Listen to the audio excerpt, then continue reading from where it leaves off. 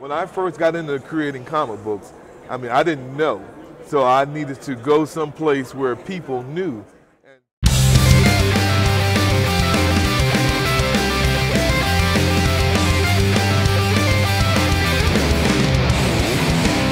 Hello, World Wide Web. Welcome back to the Hangin With Web Show. I'm GW Pomichter. Thank you so much for logging on and tuning in. Go ahead, bang on that subscribe button for me. You, the tall guy back there, just hit.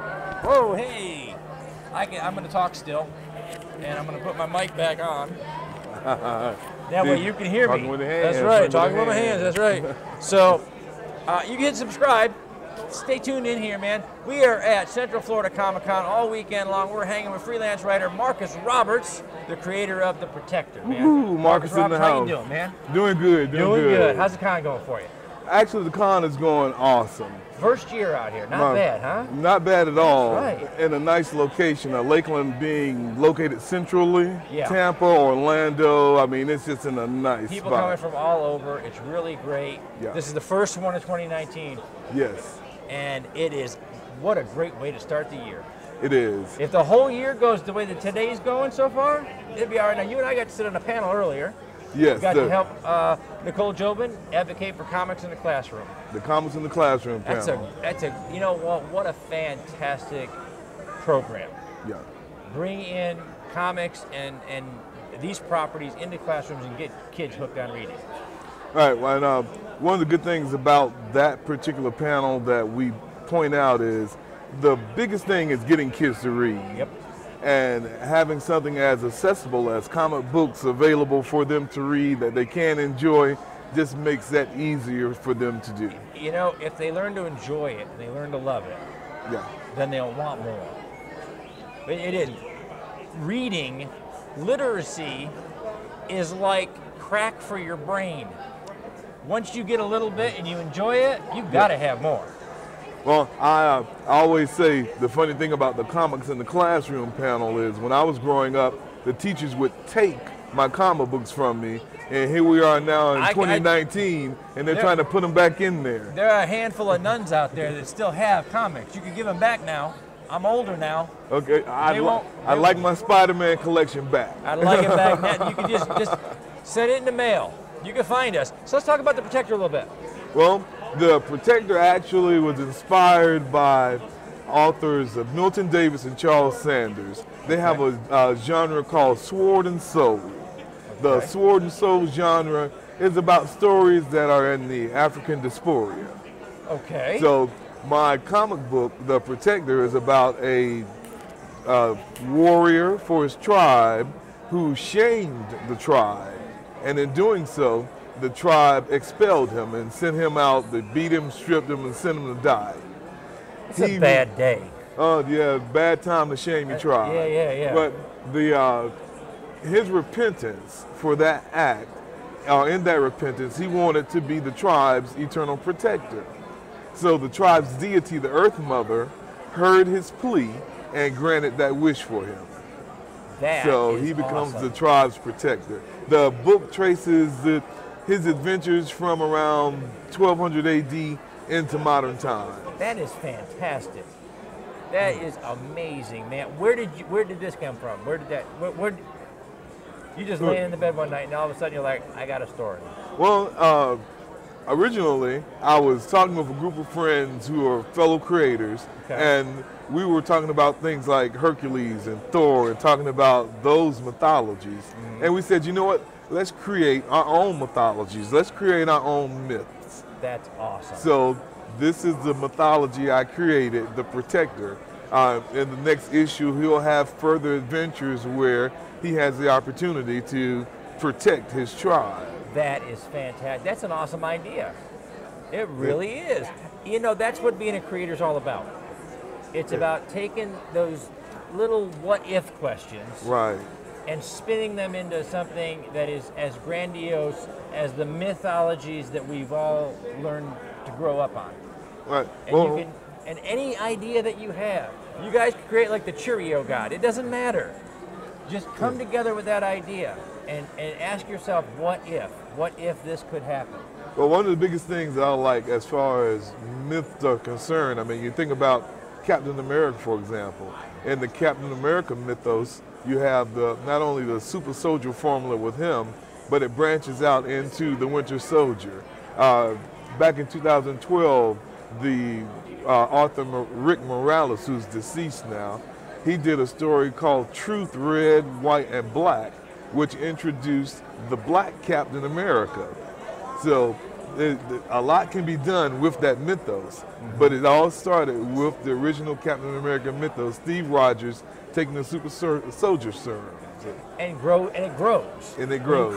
When you're creating a myth or a legend, you create a universe, and inside that universe, so many things can happen. New characters, old characters coming back.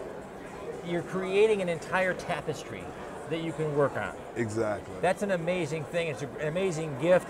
Now you're the writer. I am the writer. All right. Who's the artist, man? Who's doing the covers? Who's doing the art? My artist's name is Meku Tellis. Do that one more time. Meku, M-A-K-U. Meku Tellis. T-E-L-L-E-Z. All right. We're going to write that down. Put it down below for you so you can find them.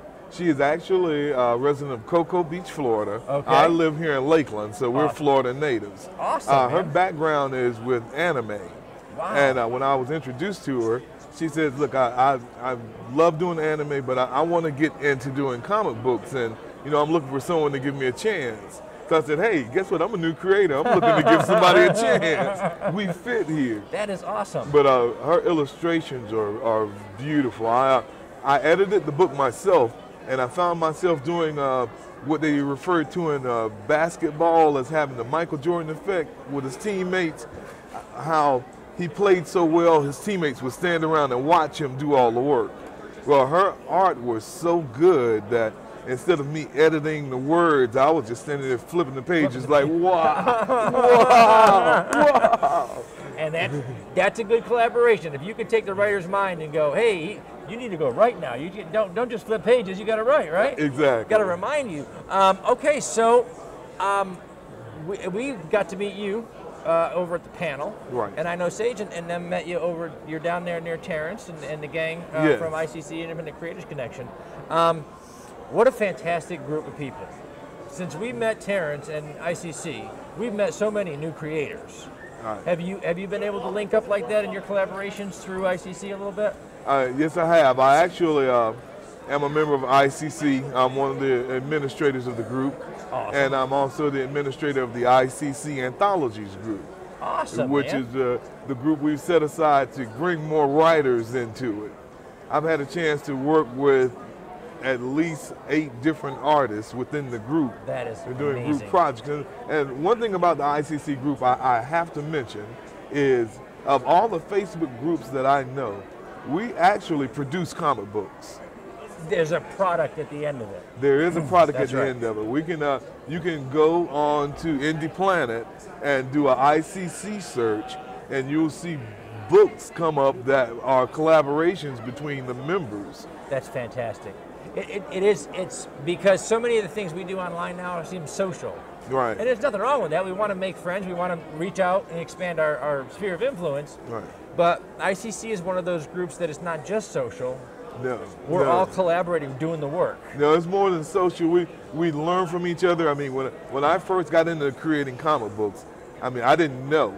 So I needed to go someplace where people knew, and people who had that knowledge didn't mind sharing that knowledge. Yeah. And ICC was the perfect place. This is a great industry for that, because any other job you pick in the world outside of the creative arts, if you're a jeweler and there's a jeweler next door, that's your competition. Here, we come to conventions, we go places, we see each other on the ICC Facebook page. If you're a creator in the creator center, that's just not your competition, that's your collaboration. Exactly. It's going to be, the bigger this crowd gets, the bigger this community gets, the better we get. Exactly. Because the more experience and the more dynamic the group becomes. It really is a fantastic thing to see. What's coming up next for you, man?